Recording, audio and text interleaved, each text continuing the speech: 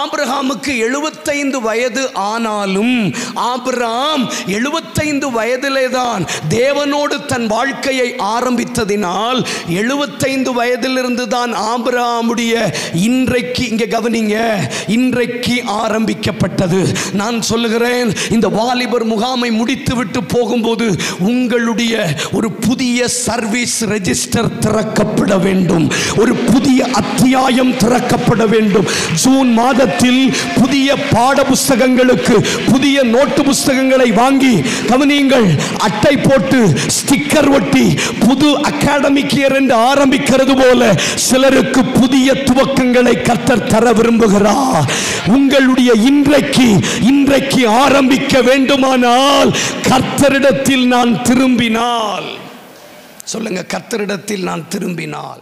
அப்ப அந்த திரும்புங்கள், நம்பிக்கை உடைய சிறைகளை எங்க திரும்புங்க? அரணுக்கு திரும்புங்க. Return to the stronghold. கர்த்தருடைய நாமம் பலத்த துருகம், நீதிமான் அதற்குள் ஓடி சுகமாய் தங்கியிருப்பான். அப்ப அதற்கு நாம் திரும்ப வேண்டும். திரும்புறதுங்கிறது சாதாரணமான ஒரு வார்த்தை கிடையாது. The returning to the Lord என்பது சாதாரணமான ஒரு வார்த்தை கிடையாது. Learn to worship the Lord. ஆதாமும் ஏவாளும் காயினுக்கும் ஆபேலுக்கும் பலியிட சொல்லிக் கொடுத்தார்கள், ஆனால் ஆராதிக்க சொல்லிக் கொடுக்கவில்லை. பலியிட சொல்லிக் கொடுத்தவன் தன் சகோதரனை கொலை செய்தான், ஆனால் ஆராதிக்க கற்றுக்கொண்டவன் சவுலின் மேல் கை போடவில்லை. உனக்கு பலியிட தெரிந்திருக்கலாம், ஆராதிக்க தெரிந்தவன் அபிஷேகம் பண்ணப்பட்டவன் மேல் தன் கையை போட மாட்டான். ஆராதிக்க தெரிந்தவன் தான் செய்த தவறை திரும்ப செய்ய மாட்டான். எங்கள் தலைமுறையில் முதல் செஷனில் பேசினது போல சிலரை பிரியமே ரூபவதியே எழும்பி வர பண்ணுகிறவர். கொஞ்ச நேரம் வாய் திறந்து ஜெபிங்க. எங்களுக்கு ஆராதிக்க சொல்லித்தாங்க, நாங்க பலியிட பழகி இருக்கிறோம், எங்களுக்கு ஆராதிக்க சொல்லித்தாங்கன்னு கேளுங்க. பாட்டு பாடுவதல்ல, ஆராதிக்க பழகினவர்களால் பாவம் செய்ய முடியாது. ஆராதிக்க பழகினவர்கள் துணிகரமாய் ஒன்றையும் செய்ய மாட்டார்கள். அர்த்தம், ஆராதிக்கிறவர்கள் தேவனோடு தொடர்புடையவர்கள். ஆராதிக்கிறவர்கள் they can connected with God.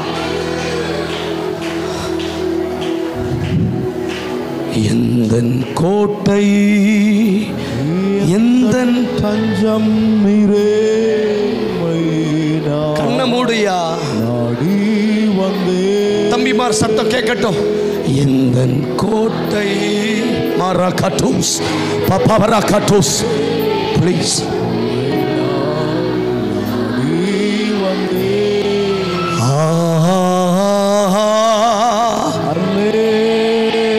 இங்க யாரு கெஸ்ட்ங்கிறது முக்கியம் இல்ல, இங்க கெஸ்ட் இயேசு மட்டும்தான்.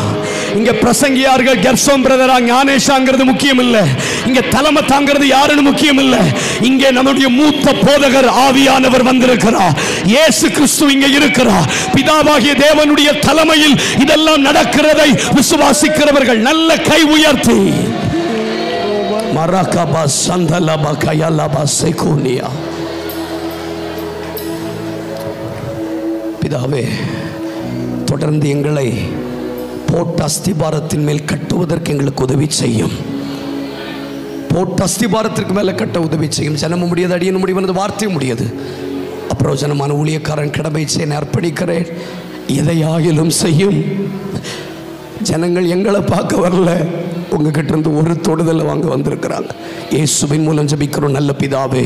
கைத்தட்டி இயேசுவுக்கு நல்ல மகிமை செலுத்தலாம் ப்ளீஸ். தேங்க்யூ. கர்த்தர் நல்லவர். முதல் செஷன் எத்தனை பேருக்கு பிரயோஜனமா இருந்துச்சு? கை உயர்த்தி காட்டுங்க. ஹல்லேலூயா. சத்தமா சொல்லுங்க ஹல்லேலூயா. இங்க கொஞ்சம் கவனிங்க, அடிச்சிருவேன் கையில, தள்ளிருங்க.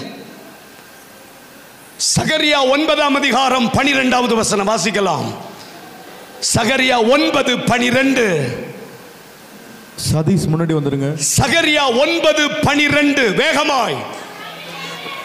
நம்பிக்கை, அந்த பக்கம் வாசிங்க ப்ளீஸ், பக்கம் சொல்லுங்க. 1099. எல்லாரும் எடுக்கலாம். பைபிள் கொண்டு வந்த எல்லாரும் தரங்க ப்ளீஸ். கவனிங்களேன், சில நேரம் 1099 1099 சேர்ந்து வாசிக்க போகிறோம். 1 2 கோ வாசிக்கலாம். நம்பிக்கை உடைய சிறைகளை அரணுக்கு திரும்புங்கள், இரட்டிப்பான நன்மையை தருவேன், இன்றைக்கே தருவேன். இப்போ நம்ம எல்லாரும் சேர்ந்து வாசிக்க போறோம். ரெடி, ஸ்டார்ட், 1 2 கோ. வாசிக்கலாம். நம்பிக்கை உடைய அரணுக்கு திரும்புங்கள், இரட்டிப்பான நன்மையை தருவேன், இன்றைக்கே தருவேன். இன்னொரு தடவை ப்ளீஸ். நம்பிக்கை உடைய சிறைகளை அரணுக்கு திரும்புங்கள், இரட்டிப்பான நன்மையை தருவேன், இன்றைக்கே தருவேன். பெருவெள்ளத்தின் இரைச்சல் சத்தம் போல வாசிக்க போறோம். சத்தமா வாசிங்க. நம்பிக்கை உடைய அரணுக்கு திரும்புங்கள், இரட்டிப்பான நன்மையை தருவேன், இன்றைக்கே தருவேன். இன்னும் ஒரே ஒரு தடவை கர்த்தருக்காக வாசிங்க. நம்பிக்கை உடைய சிறைகளே, அரணுக்கு திரும்புங்கள், இரட்டிப்பான நன்மையை தருவேன், இன்றைக்கே தருவேன். கை உயர்த்தி சொல்லுங்க ஹல்லேலூயா. கவனியுங்கள். You prisoners of hope, you prisoners of hope, நம்பிக்கை உடைய சிறைகளே, நீங்கள் சிறைப்பட்டிருக்கிறது உண்மை, நீங்களும் நானும் கட்டப்பட்டிருக்கிறது உண்மை, செயல்பட முடியாமல் தேங்கி நிற்பது உண்மை. ஆனாலும் சிறைப்பட்ட ஜனத்துக்கு ஒரு நற்செய்தி, இன்னும் ஒரு நம்பிக்கை உண்டு. நீ என்னிடத்தில் திரும்பு, நான் இரட்டிப்பான நன்மைகளை தருவேன், இன்றைக்கே தருவேன். கை தட்டுனா நல்ல தட்டிடணும், வாழ்ந்தா நல்ல வாழ்ந்துடணும். ரைட். அப்போ நாம் சிறைப்பட்டவர்கள் தான். முதல் பகுதியிலே நாம் எதிலெல்லாம் சிறைப்பட்டிருக்கிறோம் என்று ஆண்டவர் தேவ மனுஷன் மூலமாய் நமக்கு கற்றுக் கொடுத்தார். ஆமென் சொல்லுங்களேன். நம்மை எழும்பி வா என்று சொல்லுகிறார். எதையெல்லாம் விட்டு எழும்பி வர வேண்டும் என்று, என்னென்ன காரியங்களில் நின்றவர் கதவை தட்டுகிறார். அந்த நேசருக்கும் எனக்கும் இருக்கிற உறவு சரியா இருக்குமானால் நான் ஜெயம் கொள்ளுகிறவனாய் மாற முடியும் என்று ஆண்டவர் நமக்கு பேசிவிட்டார். இந்த பகுதியில் நாம் எதை தொடரப் போகிறோமானால், இரட்டிப்பான நன்மையை தருவேன், இன்றைக்கே தருவேன் என்று சொல்லுகிறார். சத்தமா சொல்லுங்க, இன்றைக்கே. எல்லாரும் சொல்லுங்களேன், இன்றைக்கே. சத்தமா சொல்லுங்களேன், இன்றைக்கு. அப்படின்னா டுடே அப்படின்னு அர்த்தம், இன்றைக்கு. அப்போ இந்த வசனத்தை இங்கே இருக்கிற எல்லாரும் படிக்கிறதுனால இன்றைக்கே அது ஆரம்பித்து விடுமா? இல்லை. என்றைக்கு என்னுடைய இன்றைக்கு ஆரம்பிக்கும் என்றால், என்றைக்கு நான் கர்த்தரிடத்தில் திரும்ப வேண்டிய பிரகாரம் திரும்புகிறேனோ அன்றைக்கு என்னுடைய இன்றைக்கு ஆரம்பிக்கும். 23 வருஷமாய் கிறிஸ்தவ குடும்பத்தில் பிறந்து வளர்ந்திருந்தாலும், நாடியில கை வைக்காதீங்க, 23 வருஷமாய் கிறிஸ்தவ குடும்பத்தில் பிறந்து வளர்ந்தாலும் 23 வருஷமா என்னுடைய இன்றைக்கு ஆரம்பிக்கப்படவில்லை. ஆபிரகாமுக்கு 75 வயது ஆனாலும், ஆபிரகாம் 75 வயதிலே தான் தேவனோடு தன் வாழ்க்கையை ஆரம்பித்ததினால் 75 வயதிலிருந்து தான் ஆபிரகாமுடைய இன்றைக்கு, இங்கே கவனிங்க, இன்றைக்கு ஆரம்பிக்கப்பட்டது. நான் சொல்லுகிறேன், இந்த வாலிபர் முகாமை முடித்துவிட்டு போகும்போது உங்களுடைய ஒரு புதிய சர்வீஸ் ரெஜிஸ்டர் திறக்கப்பட வேண்டும், ஒரு புதிய அத்தியாயம் திறக்கப்பட வேண்டும். ஜூன் மாதத்தில் புதிய பாட புஸ்தகங்களுக்கு புதிய நோட்டு புஸ்தகங்களை வாங்கி கவனியுங்கள், அட்டை போட்டு ஸ்டிக்கர் ஒட்டி புது அகாடமிக் இயர் என்று ஆரம்பிக்கிறது போல சிலருக்கு புதிய துவக்கங்களை கர்த்தர் தர விரும்புகிறார். உங்களுடைய இன்றைக்கு ஆரம்பிக்க வேண்டுமானால் கர்த்தரிடத்தில் நான் திரும்பினால், சொல்லுங்க, கர்த்தரிடத்தில் நான் திரும்பினால். இங்க கவனிங்களே, கெர்சோம் பிரதருக்கு எனக்கு ரொம்ப வித்தியாசம் இருக்கு. நான் கூப்பிட்டு திட்டி விட்டுருவேன், பார்க்கணும், என்ன கவனிக்கணும். ரைட்? இங்கே யாரும் விளையாடுறதுக்கு வரல. ஆமேன்னு சொல்லுங்களேன். ஆமாம், கவனிங்க. நீங்கள் கோஆப்ரேட் பண்ணணுமே தவிர உபத்திரவமாக இருக்கக்கூடாது. மேடையில் டீ கொண்டு வர்றதை கூட இப்படி பார்க்குறீங்களா ஐயா? அவங்களுக்கு வயிற்றுக்கு நல்லா இல்லாமல் போயிட்டுன்னா ஹலோ. அதனால் இங்கே கவனிங்க, கை உயர்த்தி ஆண்டவருக்கு ஸ்தோத்திரம் பண்ணுங்க. அதனால தான் பாஸ்டர் நான் தண்ணியே குடிக்கிறது இல்லை, செத்துட்டாலும் பரவாயில்ல. ஏன்னா இந்த ஜனங்கள் நம்மளை அப்படியே பார்ப்பாங்க, குடிக்கிற தொண்டையில் பார்ப்பாங்க எப்படி இறங்குது தண்ணி. அதனால பாஸ்டருக்கு தெரியும் நான் தண்ணியே குடிக்கிறது இல்லை, ஏன்னா வேண்டாம் என்னத்துக்கு. அதனால என்றைக்கு என்னுடைய இன்றைக்கு ஆரம்பிக்கும் என்றால், என்றைக்கு நான் கர்த்தரிடத்தில் திரும்புகிறேனோ அன்றைக்கு என்னுடைய புதிய இன்றைக்கு ஆரம்பிக்கப்படும். நல்ல கரங்களை உயர்த்தி ஆண்டவருக்கு ஸ்தோத்திரம் பண்ணுங்க. ஹல்லேலூயா. அப்ப அந்த திரும்புங்கள், நம்பிக்கை உடைய சிறைகளை எங்க திரும்புங்க? அரணுக்கு திரும்புங்க. Return to the ஸ்ட்ராங்ஹோல்ட்.